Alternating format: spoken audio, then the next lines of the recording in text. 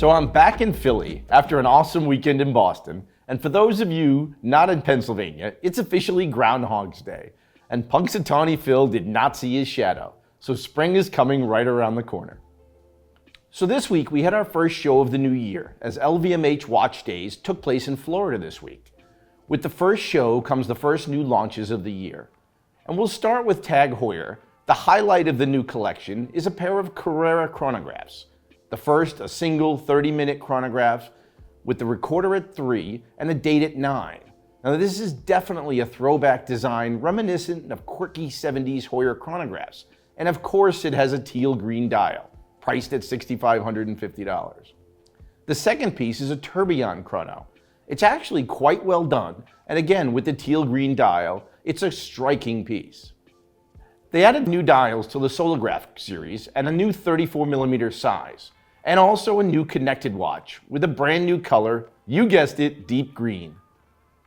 Now, next up was Zenith with the Chronomaster Original Triple Calendar. Now, I love vintage triple calendar moon. It has a great feel in the panda dial. It also comes with a slate gray. And finally, wait for it, boutique only version in olive green.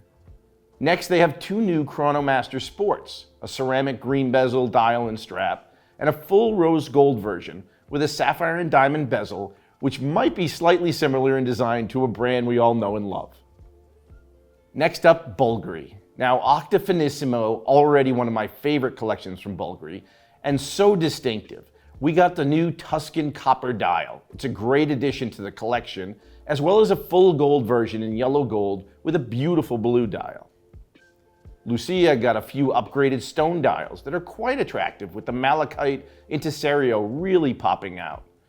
And last but not least, the new Bulgari. Now I love retro watches as much as the next guy, and we've seen a huge increase in remakes from the Vacheron 222 to the new Tags and Zeniths, the Roth remake, but to me, not every watch needs to be reborn. This Bulgari of what we used to call the BB relaunched in 38mm and 26mm in quartz.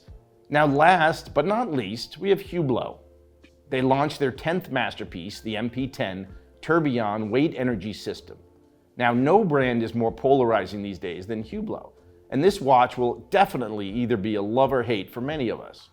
It's a square design, verticalized weight principle, and inclined tourbillon cage are impressive.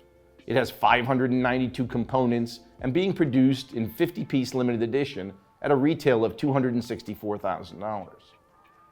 They also launched a new Big Bang Unico Green Saxum, a flyback chronograph made in 100 pieces at $116,000. And for those of us who might have had enough with the green, they launched two new Classic Fusion Orlinskis, both in 30-piece limited editions, one in baby blue and another in yellow. And the last two big pieces shown at Luxury Week were the Daniel Roth subscription Tourbillon, a 20-piece remake of the classic, and the Gerald Genta only watch Mickey Mouse repeater. Truly a one-of. By all accounts, both very impressive pieces, and a great launch, and I can't wait to see what both brands come out with next. Now, the second big news this week came from Patek Philippe, and it is now tradition for Patek on January 30th to release the list of the pieces that are going forward will no longer be produced. This year's list had some notable pieces on it, and some pieces that were left off it. First, the 5088 100P, the Calatrava with the hand-engraved dial. I love Patek handcrafts, always love this piece, and hopefully we'll see a new variation which will come later this year. The annual calendar 5396 in white gold, and the 5396R with the blue diamond dial, both coming off. The 5712, both in the G and the R, precious metal Nautiluses, both gone. Meanwhile, the 5712 1A steel version remains. I think most of us expected the 5712 1A to go away this year, but looks like it's going to hang around for one more year. The Nautilus 5980 rose gold on the bracelet and the strap and the steel and gold version all gone. I would expect to see a price spike in these pieces, as the biggest surprise was the 5164 dual time Aquanaut. Obviously, when pieces get announced as being discontinued, we typically see a spike in the market prices. I especially would keep an eye on the 5980 1AR, as it's a very rare, beautiful, distinctive Nautilus that could jump quickly.